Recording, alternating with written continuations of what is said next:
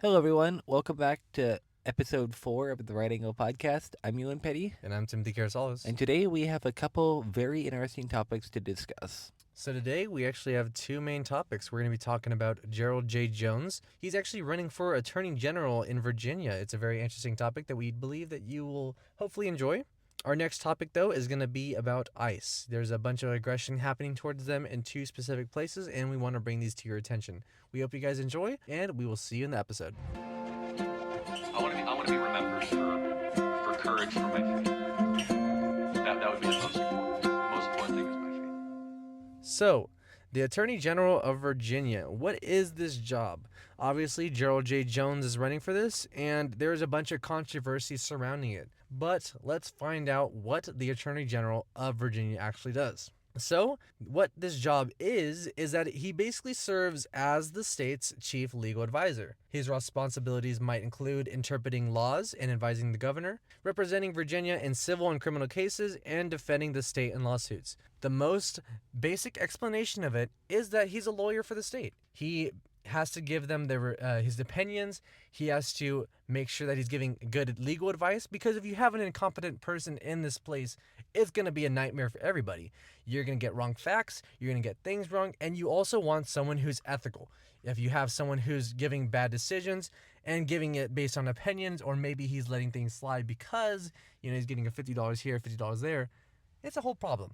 When this man specifically, Gerald J. Jones, has two scandals following him. And I believe that the most important one right now is offensive text message that was leaked in October of 2025. So this leaked messages goes back to 2022 when it was actually sent, but it was leaked in October 2025, showing Jones sent violent and threatening texts about political figures. Now, specifically, who he talked about was former House Speaker Todd Gilbert. This specific statement that he said was that if he had 2 bullets, he would shoot House Speaker Todd Gilbert instead of Hitler and Pol Pot.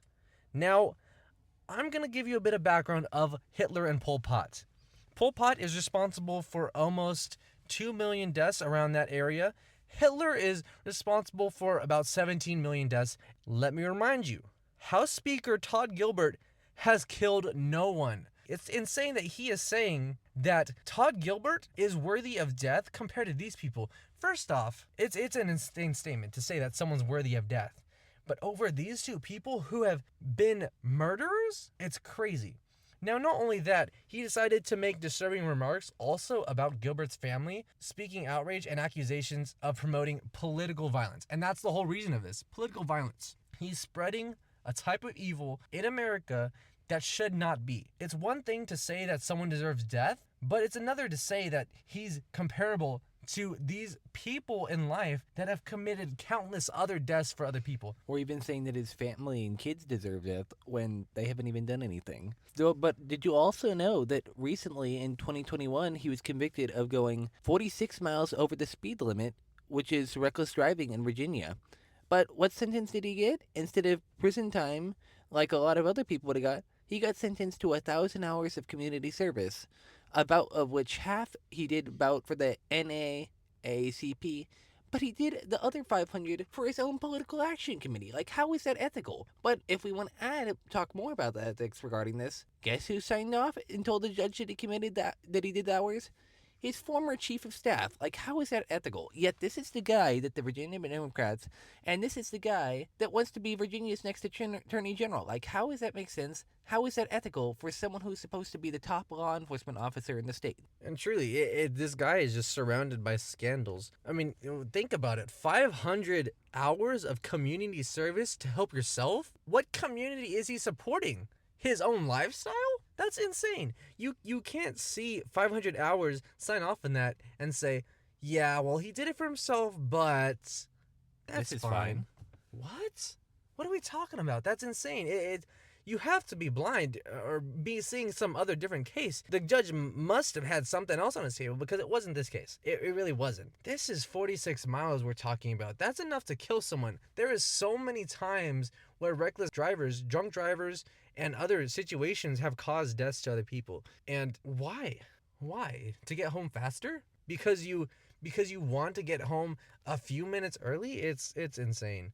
And so this man has a bunch of controversy surrounding him, and specifically Democrats have decided to remain silent. They haven't talked about it. They've decided to just ignore it. And actually, in a sense, some of them actually distance themselves, and they've tried removing themselves from the situation, from this man. But surprisingly, they have not called for Tim to withdraw. People such as Democrat gubernatorial candidate Abigail Spanberger and numerous other Virginia Democrats, such as Mark Warren, they've called for him. They've said that his comments wrong, but they're refusing to back down. Even Senator Warren gave him money for his campaign, among other things. Yet these are the people that are wanting to run and become officers and officials in their state, yet they can't back down. They can't ask for a different for Mr. Jones to step down and be replaced by another candidate, even though he's made some of the most insane and crazy statements. I mean, realistically, this is just political suicide for Democrats. I honestly feel bad for them. They're letting this man run for what? He's not capable of being the attorney general. Especially considering how close Virginia elections have been recently. Definitely, and they're just gonna end up splitting the votes and standing this guy up so he could fail. Not only is that wrong for him, I mean, let's at least have some respect for him. The fact that he's a human. I mean, he's not gonna have respect for himself and not gonna defend himself. I mean, he had a statement earlier trying to apologize for what he did in the past, but he didn't go out of the race. I'd at least have some respect for myself and say, maybe I did do wrong. Maybe this isn't my time. But apparently he doesn't believe that that's the right thing to do in the situation, so he's still running. He's still going, and he's trying to win this. I guess we'll have to see in November. And we'll have to see what's going to happen, because the Democrats aren't saying that he should stop, and the people are hopefully going to see what he's doing, and hopefully not vote for him, because he's not capable. He's not capable in any sense of... Or fit. Not fit. 100% not fit. He does not have the makeup. He doesn't have anything for this. And so hopefully those in Virginia can see this man needs help. He needs someone to get him out, because it's not his time. And as we close this topic off, any final statements, Ewan? Virginia voters, keep an eye on your ballot and monitor your local politicians in the news regarding Jay Jones. Definitely. Look for a right man to run, and if this isn't the right man, then... Such as current Attorney General Jason Miyares. Yeah. And if this isn't the right man for you, then vote someone else, because he has scandals behind him. It's trouble. He brings trouble with him. But with that, we'll close that topic off, and we'll get into our next topic of ICE, Immigration and Customs Enforcement. Now, ICE has drama behind it. That's a fact. Trump supported it with his whole heart. He did his best to push that in his campaign. He loves ICE. He loves working with them, and he loves supporting them. But ICE comes with a lot of drama and controversy. A lot of people don't like it. A lot of people fight against it. And now, as of recent, people are actually deciding to go to the extremes. Some people protesting, some people ramming, and that's actually what we have here today. Attempting to kill. Intent to kill, and it's scary. When you're an officer, you especially don't want to be under the line of fire, and now that's what's happening. And so we have two incidents. We have an incident in October 4th, 2025. So Border Patrol agents in Chicago were ambushed by 10 vehicles blocking their movement. Now, they say that they were rammed in by cars, and they could not move their car at all. I mean, especially think about 10 vehicles surrounding you. That's got to be definitely scary, and you must feel, at some sense, that you're just trapped. And so a woman, Marmar Martinez, according to the people, she was excited with a semi-automatic weapon, prompting agents to fire defensively. You have to imagine how stressful that must be for agents and local law enforcement, having to deal with that, the political ramifications of it, local law, but also agency policy. You have to juggle a lot of things when deciding whether it is the right decision to fire defensively at someone to protect yourself. I mean, 100%. Not only you have to think about the shot, you have to think about whether this is the right shot, whether you're in the right, whether you're going to be having your badge taken, whether you're going to be fired for this, because all of these factors in that split amount of time, that's such a small window. A very rough decision. You have to think about it so much in such a little amount of time, because the second you fire that weapon, you now have everyone questioning you. Especially for a cop, it's scary. You lose your badge for a week. You can't fight. You have to just wait and be questioned, basically. And imagine for a federal officer, you're doing your job and now you're being questioned because you did the thing that saved your life. I mean, it's scary. You have to think about all those factors just because you took one shot. And now that's a bigger issue. Now, specifically, the two people charged were Marimar Martinez and Anthony Lon Santos Ruiz. Now, they were charged with assaulting and impeding federal officers. Now, obviously, Marimar Martinez, she got in trouble for the weapon. Now, Anthony Lon Santos Ruiz, he was in trouble for actually ramming the car. I don't know, obviously, the whole idea of the situation there, but this man was charged with actually ramming the car. So, Ewan, could you give us a bit of insight of why it might be a little bit worse to do this to a federal officer instead of, your local police department? Basically, you could be charged at a higher level with stricter sentencing under federal law, and there's more ramifications. You can't, if you were to do that to say your day-to-day Chicago PD officer, you might get a lighter sentence. But once it's a federal crime dealing with federal personnel, things just got a whole lot rougher based on sentencing guidelines, judges, court systems, etc. Yeah, and I mean, it even goes further than this. I mean, even mailmen. If you steal from a mailman, you're committing a federal crime. And that's a whole different... I mean, imagine you rob someone's mail and now you're going to a federal court because of that. I mean, it's scary. But I mean, you're doing this even worse because you're pulling out a weapon to a federal officer. You're going to be going to jail for a long time, or at the very least, charged very heavily. And that's a huge issue. Now, reports claim, specifically in this situation, that Chicago police dispatchers were told to stand down, allegedly ignoring calls for help. We do have an audio clip, and we will play that right now. And again, per the chief of patrol, we have all the units that, per 999, chief of patrol said all units clear out from there. We're not sending anybody over to that location. All right, and 999, just to confirm, 39th Police in Kedzie, they were saying that they were being surrounded by that large crowd, and they were requesting the police were not sending. I'm waving off all the cars heading to 39th Police in Kedzie. Again, those are the orders we're being given. So as you can hear in this audio clip, they were actually told to not do anything about this. They were told to go away from this. Now, allegedly, they did park a block away, and they did get the people settled down, but they were told to not help? What? That must be super stressful when you're an officer with your duties to protect the people and your local and your fellow law enforcement officers. That has to be super stressful. You want to help them, yet you're being told by your superiors to stay away and not help. It's like stressful. You want to be the man who helps, but you're being told to stay away. I mean, definitely, even in a brother's sense. I mean, you want to help someone who's on the same side as you. I mean, if I was in the army, I'd want to help my brother out.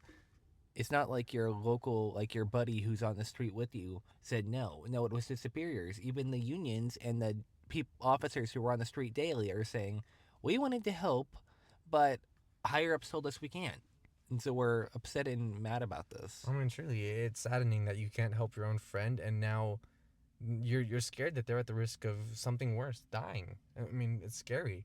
Not only for the officers because they want to do something, but even the federal agents. I mean, it's a whole scary situation. The Chicago PD Superintendent Larry Snelling, he denied this completely. He said that his officers responded promptly for safety and traffic control.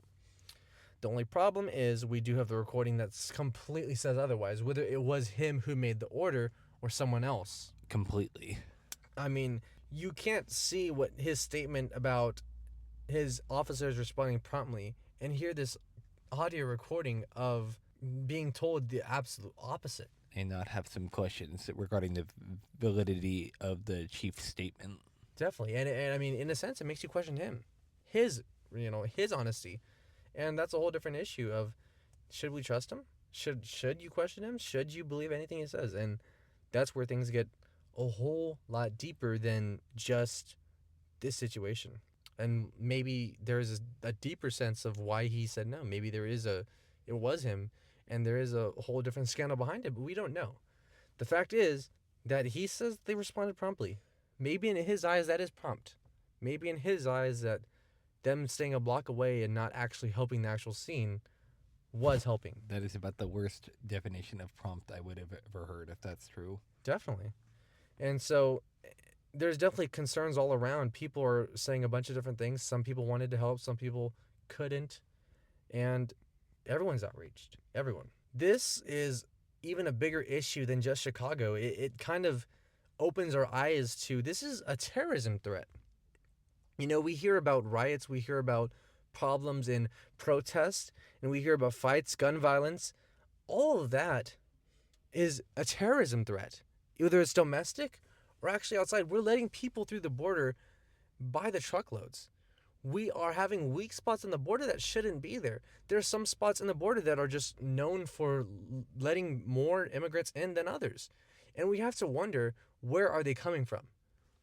Who are we letting in? Places like Colombia or Venezuela. Just a reference or an example we could give of issues with foreign illegal criminals in our country could be the apartment takeover in Aurora, Colorado by the Tren de Aragua Venezuelan gang members. The shooting, among everything else that has happened, is just terrible regarding everything that has happened due to the illegal criminals going over our border.